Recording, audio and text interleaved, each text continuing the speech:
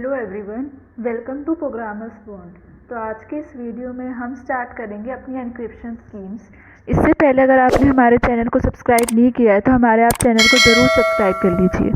तो आइए शुरू करते हैं एनक्रिप्शन स्कीम्स। तो एनक्रिप्शन क्या होता है? हमारा डेटा बहुत ज़्यादा क्रूशियल होता है। मान लीजिए कोई बैंक का डेटा है या कोई कंपनी का डेटा है जिसमें बहुत ज़्यादा इंपॉर्टेंट इन्फॉर्मेशन है। अगर वो डेटा किसी गलत हैकर के हाथ में चला गया तो वो उसका एक तरीके से गलत इस्तेमाल कर सकता है। अगर जैसे किसी कस्टमर की बैंक की इंफॉर्मेशन किसी हैकर के पास चली गई या किसी ऐसे इंसान के पास चली गई जो उसका गलत इस्तेमाल करना जानता हो, तो वो उसकी इंफॉर्मेशन यूज़ करके उसके अकाउंट से पैसे निकाल सकता है। ऐसे कई केसेस हमने देखे भी हैं। तो डेटा हमारे लिए बहुत ही ज़्यादा क्रूशियल चीज़ होता है और उसको इसलिए सेफ़ रखना भी ज़रूरी है। तो उसको सेफ़ रखने के लिए हम एक मेथड यूज़ करते हैं जिसका नाम है एनक्रिप्शन। एनक्रिप्शन में हम क्या करते हैं, हमारा जो डेटा प्लेन टेक्स्ट में होता है उसे हम एक कोडेड फॉर्मेट में लिख देते हैं। कोडेड फॉर्मेट में लिखने से क्या फ़ायदा होगा, जो मतलब नॉर्मल लोग हैं या कोई हैकर है वो उसे पढ़ नहीं पाएंगे अच्छे से। मतलब मान लीजिए किसी का नेम है, अब नेम अल्फ़ाबेट्स में होगा, मैंने उसे डिकोड कर दिया नंबर्स की फॉर्म में। मैंने मान लीजिए ए को कर दिया 5, बी को कर दिया 6। अब ये बात मुझे पता है और जिसको मैं इन्फॉर्मेशन भेजूंगी उसको पता होगी। जो बीच के लोग हैं, जो मतलब हैकर है, कोई और लोग हैं, उन्हें तो ये पता नहीं कि मैंने किस वर्ड को किस नंबर की फॉर्म में कोड किया है। तो उनके लिए जो है मुश्किल होगा डेटा को एक्सेस करना। तो एनक्रिप्शन हमारे लिए एक स्कीम है जो कि हमारे डेटा को कोडेड फॉर्मेट में चेंज कर देती है, जिससे हमारा डेटा सिक्योर रहता है। अब एनक्रिप्शन में हम यूज़ करते हैं मतलब मेनली की हम एक एग्जांपल लेते हैं। जैसे कि हमारा एक सेंडर है, उसे एक मैसेज भेजना है अपने रिसीवर को। अब उसका मैसेज है माई पिन कोड इज़ 4321। वो अपना मैसेज भेज रहा है रिसीवर को। अब लेकिन बीच में कोई और भी है जो उस मैसेज को एक्सेस कर सकता है। वो कोई हैकर हो सकता है या कोई और हो सकता है। अब इसमें दो केसेस आते हैं, या तो जो हैकर है या कोई नॉर्मल जो भी इनके बीच की कम्युनिकेशन को ऑब्जर्व कर रहा है, वो या तो इनके बीच की कम्युनिकेशन को सिर्फ देखेगा। यानी जैसे मैं हूँ, मुझे किसी को मैसेज सेंड करना है, हमारे बीच में बातें चल रही हैं, तो अगर वो जो बीच में जो मैन है, जो मैन इन द मिडल है, वो क्या करेगा, वो हमारी कम्युनिकेशन को ऑब्जर्व करेगा। बस वो देखेगा कि इन दोनों के बीच में क्या बातें चल रही हैं। दूसरा केस क्या हो सकता है, दूसरा केस हो सकता है कि वो मैसेज ले और मैसेज को चेंज कर दे। यानी वो मैसेज जो है वो हैकर उसे एक्सेस करे और उसको चेंज करके वो फिर रिसीवर को भेजे। तो ये भी एक खतरा है। तो मतलब दोनों ही चीज़ों में कि एक तो वो हमारे डेटा को ऑब्जर्व भी कर रहा है और दूसरा वो हमारे मैसेज को चेंज भी कर सकता है अगर हमने सिर्फ प्लेन टेक्स्ट में उसे भेजा दूसरों के पास। तो इसके लिए हमारे पास एनक्रिप्शन की यूज़ होती हैं।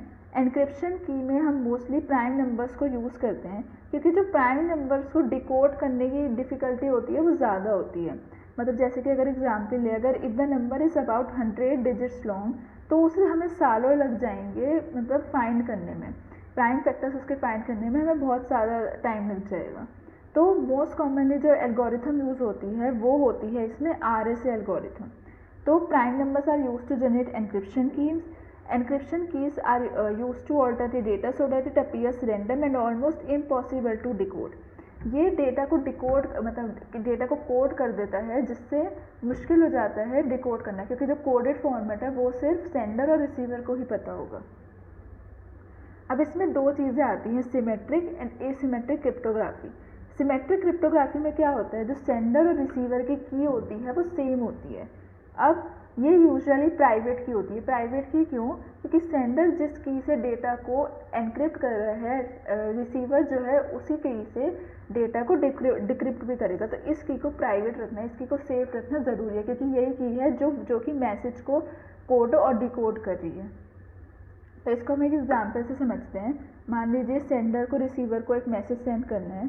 अब एक प्लेन टेक्स्ट में भेजने की जगह उसने क्या किया, उसने की से डेटा को एनक्रिप्ट कर दिया। अब वो उस एनक्रिप्टेड फॉर्म में रिसीवर को मैसेज सेंड करेगा। अब रिसीवर के पास भी वो की है जिससे सेंडर ने उसे एनक्रिप्ट किया है, तो रिसीवर उस की से उस मैसेज को डिकोड कर लेगा। अब मान लीजिए बीच में कोई हैकर है या बीच में कोई और भी है जो कि उस मैसेज को, जो कि उस कन्वर्सेशन को ऑब्जर्व कर रहा है। तो अगर उसने उस डेटा को एक्सेस कर भी लिया तो उसका फ़ायदा नहीं होगा, क्योंकि उसके पास वो की नहीं है जिससे उसे एनक्रिप्ट किया गया है, वो तो सिर्फ सेंडर और रिसीवर के पास है। तो ये हमारी एक सिमेट्रिक क्रिप्टोग्राफी है जिसमें सेंडर और रिसीवर के पास सेम की होती है। तो इसकी एडवांटेज क्या है?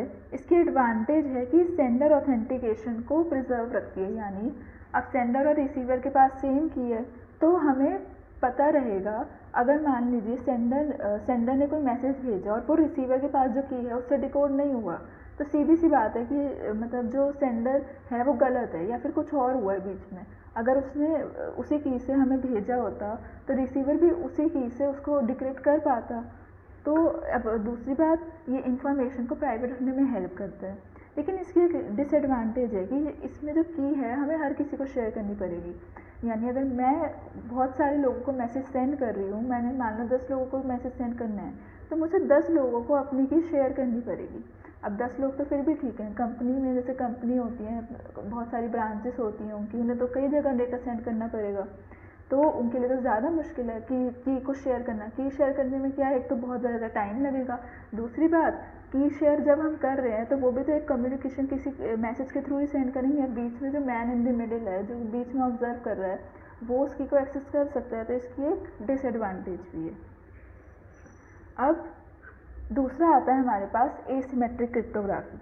एसिमेट्रिक क्रिप्टोग्राफी में क्या होता है, सेंडर और रिसीवर की अपनी अपनी की होती है, यानी सेंडर के पास अपनी पब्लिक और प्राइवेट की होगी, रिसीवर के पास अपनी पब्लिक और प्राइवेट की होगी। पब्लिक की शेयरेबल होती है, पब्लिक की हम सेंडर और रिसीवर में शेयर कर सकते हैं, लेकिन प्राइवेट की किसी के साथ शेयर नहीं होती। अब जैसे एग्जाम्पल के साथ समझते हैं, सेंडर के पास अपनी पब्लिक और प्राइवेट की है, रिसीवर के पास अपनी पब्लिक और प्राइवेट की है। अब सेंडर को एक मैसेज सेंड करना है, तो सेंडर क्या करेगा, वो रिसीवर की पब्लिक की से, जो रिसीवर है उसी की पब्लिक की से उस डेटा को एनक्रिप्ट करेगा। अब जब ये मैसेज रिसीवर के पास जाएगा तो रिसीवर अपनी प्राइवेट की से उस डेटा को डिक्रिप्ट करेगा। इसका फ़ायदा क्या है, सबकी अपनी अपनी पब्लिक और प्राइवेट की हैं, तो अब जिस अब जैसे सेंडर ने रिसीवर की पब्लिक की ली उसे एनक्रिप्ट करने के लिए, तो वो सिर्फ रिसीवर की ही प्राइवेट की से डिक्रिप्ट होगा, वो किसी और की से डिक्रिप्ट हो ही नहीं सकता। तो हमारा जो हेडेक था शेयर करने का, मतलब सारी जो पब्लिक जो हमारी की थी सिमेट्रिक में हमें सबके साथ शेयर करनी पड़ती थी, इसमें हमें शेयर नहीं करनी पड़ेगी। इसमें क्या होगा, सबके पास अपनी अपनी प्राइवेट की है, उनकी पब्लिक की लो और मैसेज को एनक्रिप्ट करो। अब अगर मान लीजिए वो पब्लिक की किसी हैकर के पास चली भी गई, तो वो क्या करेगा, उसका तो कोई फ़ायदा भी नहीं है, क्योंकि डेटा तो डिक्रिप्ट होगा सिर्फ उनकी ही प्राइवेट की से, और प्राइवेट की तो शेयर हम करते नहीं हैं। तो जो रिसीवर है वो अपनी प्राइवेट की से डेटा को डिक्रिप्ट कर देगा। तो यही इसकी एडवांटेजेस है, सिक्योर है और इजी टू यूज़ है, और data can be shared among anyone with their public की, हमारा फ़ायदा है इसमें। लेकिन इसमें एक डिसएडवांटेज आ जाती है कि इसमें सेंडर की ऑथेंटिकेशन नहीं होती। सेंडर की ऑथेंटिकेशन का मतलब क्या है, अब उस सेंडर ने क्या किया, उसने तो रिसीवर की पब्लिक के लिए एनक्रिप्ट करने के लिए उसने अपनी की तो यूज़ की नहीं। अगर मान लीजिए हैकर के पास रिसीवर की पब्लिक की आ जाए तो वो तो उसे कोई भी वायरस या कोई भी थ्रेट उसे भेज सकता है, उस ताकि उसके सिस्टम को कंट्रोल कर सके। और अगर रिसीवर ने उस मैसेज को खोल लिया अपनी प्राइवेट की से, तो उसके कंप्यूटर सिस्टम में वायरस आ सकता है या फिर किसी भी डेटा को वो एक्सेस दे सकता है। तो इसमें सेंडर की कोई ऑथेंटिकेशन नहीं है। तो इस चीज़ को सॉल्व करने के लिए हमने एक और टेक्निक है जिसका नाम है डिजिटल सिग्नेचर। डिजिटल सिग्नेचर में क्या होता है, हम एक सेंडर जो होता है वो एक हैश को जनरेट करता है मैसेज से, वो जो है एनक्रिप्ट करेगा डेटा को, रिसीवर की पब्लिक की से ही करेगा, लेकिन वो अपनी ऑथेंटिकेशन प्रूफ करने के लिए एक हैश को जनरेट करेगा। अब मैसेज जो है उसमें क्या होता है, वो हैशिंग एल्गोरिथम से हैश को चेंज करता है। अगर बीच में किसी ने उस डेटा को एक्सेस करा, उस डेटा को चेंज कर दिया मान लीजिए, तो उसका हैश कोड चेंज हो जाएगा। डेटा मान लीजिए मैंने कुछ लिखा, मैंने कुछ 4 लाइनों का टेक्स्ट लिखा, उससे एक हैश कोड जनरेट हुआ।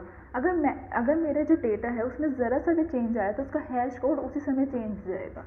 और अगर रिसीवर के पास वो गया, अब वो डेटा रिसीवर के पास जाएगा, अगर वो हैश कोड, वो भी हैशिंग एल्गोरिथम से मैसेज से हैश कोड जनरेट करेगा, अगर वो सेंडर के हैश कोड से मैच हो गया तो ठीक है, मतलब हाँ मैसेज में कोई चेंजेस नहीं आया और जो सेंडर है वो मतलब सही है हमारा।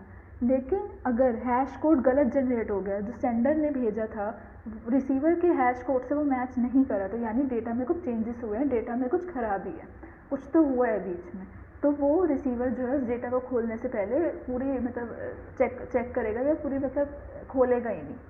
तो ये हमारी हैशिंग एल्गोरिथम। तो आई होप आपको ये वीडियो समझ आई होगी। अगर आपको ये वीडियो अच्छी लगी है तो आप अपने दोस्तों के साथ ज़रूर शेयर कीजिए और हमारे वीडियो को ज़रूर लाइक कीजिए। Thank you.